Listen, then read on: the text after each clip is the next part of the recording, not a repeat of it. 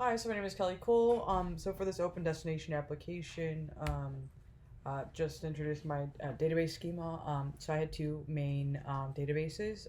The first that I created was the airports on the right hand side, and this one is based on all the like the UN, United Nations has a list of all the countries that they recognize. So I went from that list.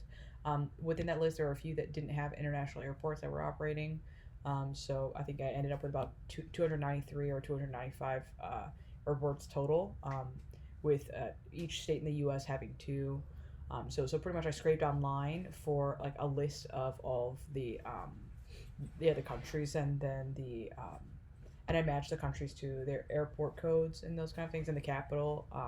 And that's how I kind of constructed this airports database on the right, and then or the table, sorry, the airport table on the right, and then on the left hand side is what is the main table, and that has tons and tons of entries based on data scraped from flightnetwork.com, which is a website that I ended up using. I had actually gone through probably three-ish websites, and that one was one that just suited the purposes best for this project, and based on the tools that I had.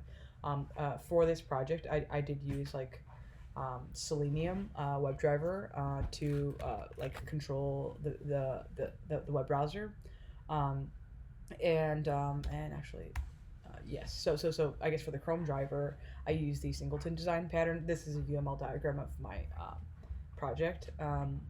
So there was only really one instance of the Chrome driver that was ever really required. So I used a singleton for that one. Another pattern I used was the adapter pattern, because there was so from the data that I had scraped from the website, I was trying to insert them into the database, and you need to insert it as like a tuple, but sometimes the data wasn't completely extended to the same like length. Like for example, the destination um, date, or sorry, the departure date was always the same. It was February 29th, 2020. Um, but I had like scraped maybe like 20 different prices for one website page, and so I had to extend.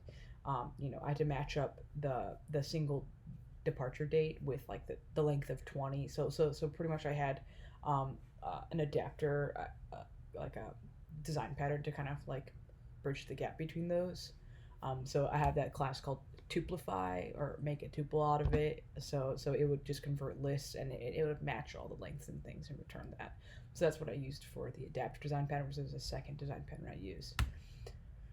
The third is the proxy interface, and this one pretty much restricts, um, I guess, the usage of the scraper class, because I guess with the scraper class, like there are, I guess, interfaces to the database. So we don't want to expose those directly to the client. We want them to just scrape the data and handle that independently. So that is what the proxy pattern was for with my project.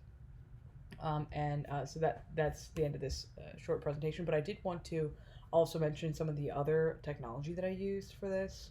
So what I used was object-oriented Python, and I used a web framework called Flask, which is a very lightweight web framework that worked well for my purposes.